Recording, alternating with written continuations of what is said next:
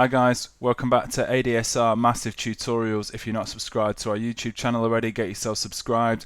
youtube.com/ADSR Tuts. Today we're going to be doing a remake of a kind of riser uplifter sound for maybe electro EDM sort of genres. So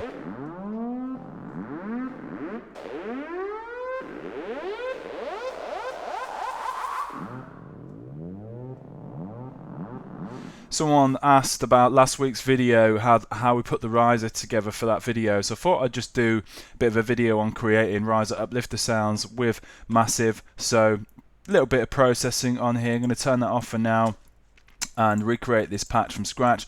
Also, as we're doing with all our videos now, you can download that patch directly from the MassiveSynth.com website. There's a link appearing on the screen. Click on that link, go straight to the MassiveSynth.com website, download that patch. We're going to recreate it now anyway. So we've created a new instance of Massive. I'm only going to be using one oscillator for this sound. It's going to be a sawtooth wave, so we can leave everything pretty much as is for now on this oscillator. What I need to do now is set up a filter. So I'm going to use a bandpass filter here. Move the mix slider down to the bottom and pull the volume of this filter up as well. So bandpass has just got a really nice kind of nasally tone, especially with high resonance values. So I'm going to have the cutoff around about a third of the way, bandwidth around about the same, and push the resonance to just past halfway. And let's move to this voicing section now. Just boost the voices up to 2 and pan some of those voices out. So got a nice bit of width on the sound.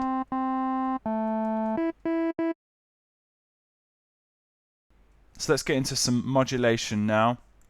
So for starters, this first LFO, I'm going to convert this to a performer, and I'm going to bring the steps down to 1.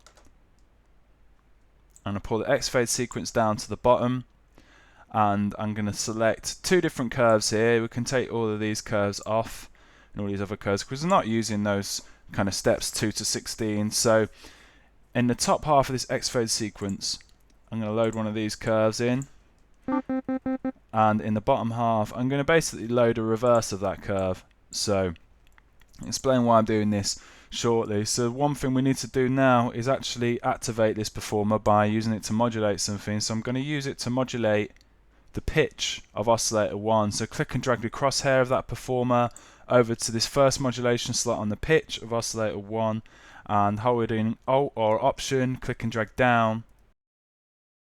So we've got minus 48 semitones of pitch modulation happening on that oscillator. So, and with this X fade sequence set up like this, what I can do here is reverse the direction of that pitch modulation. So it's kind of an optional thing to have on the sound.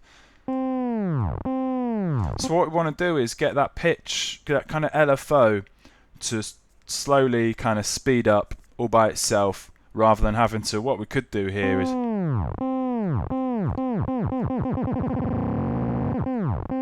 we could automate the LFO rate here, but we could actually use another modulator to modulate that rate to just get that kind of movement happening automatically. So let's move to this second LFO slot here, convert this to a stepper, and what I'm going to do in here is just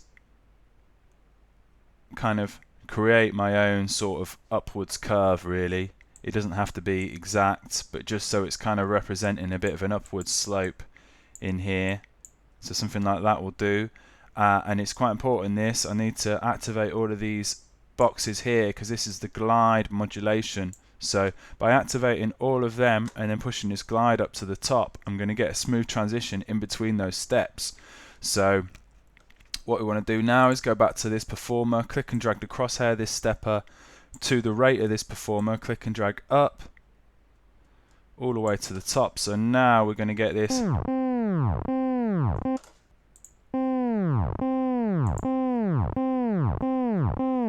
stepper kind of increasing that LFO rate. I'm actually going to sync this stepper, set the ratio to 1/4 as well. So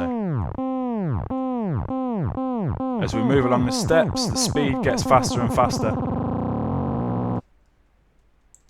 So it really kind of sort of creates that uplifting, that riser style effect. So, and if I I took all these steps off, you wouldn't get that smooth transition in the speed, so it's important to activate those steps and push that glide modulation up to the top there. Let's bring a little bit of white noise into the sound now, so use this performer to also modulate the amp of this white noise.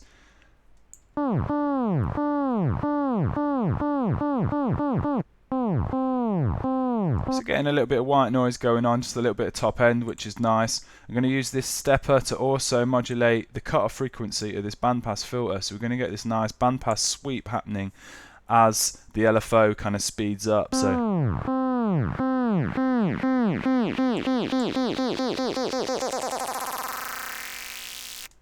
and we can increase the resonance here for a more kind of pronounced bandpass sweep.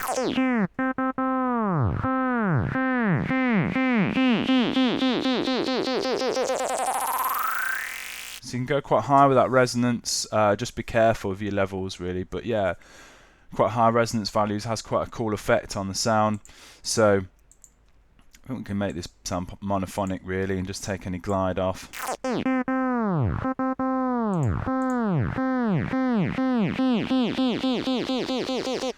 And set up some effects on here as well. So a dimension expander, just going to kind of increase or bring a bit of depth into the sound. And reverb's going to work really well with a sound like this.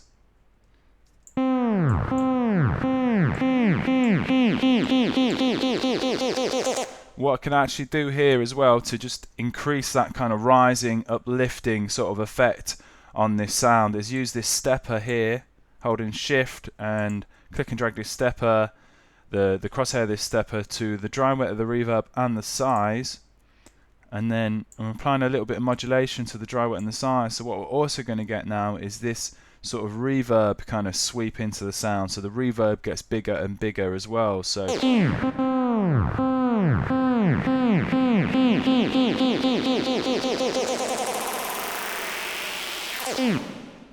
so that reverb just increases as the kind of the key gets pressed down or the sound sustains. It's going to do a bit of EQ boosting here as well.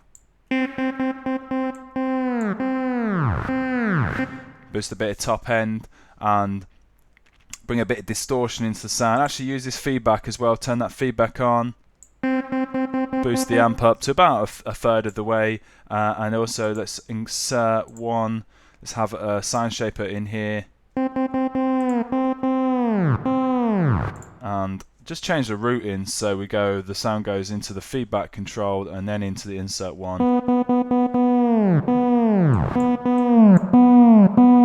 And just push that drive right up to the top, and let's bring this master right down now.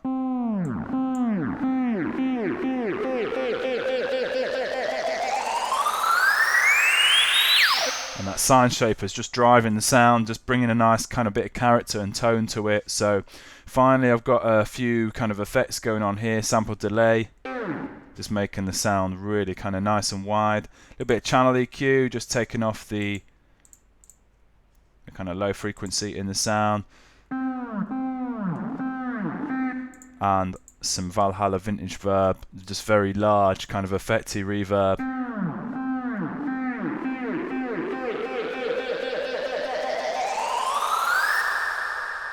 And let's give the sound another spin.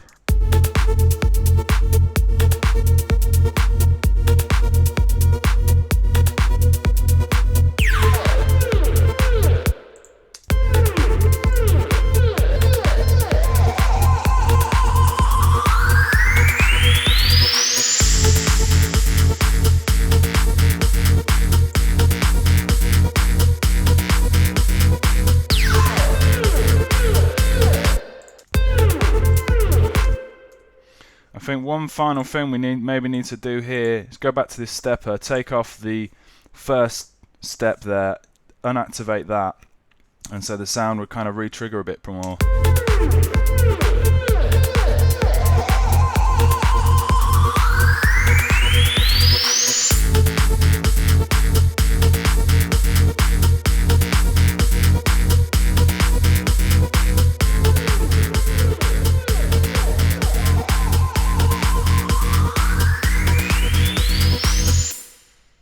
Okay, so I hope you enjoyed that tutorial. I hope you found it useful. Any questions, please get in touch. Of course, you can download the patch that we've recreated in this tutorial directly from the MassiveSynth.com website. Whilst you're there, check out all the other tutorials we've got on there. Loads of stuff on our website now, MassiveSynth.com. And yeah, thanks for watching. Alright, cheers. Bye.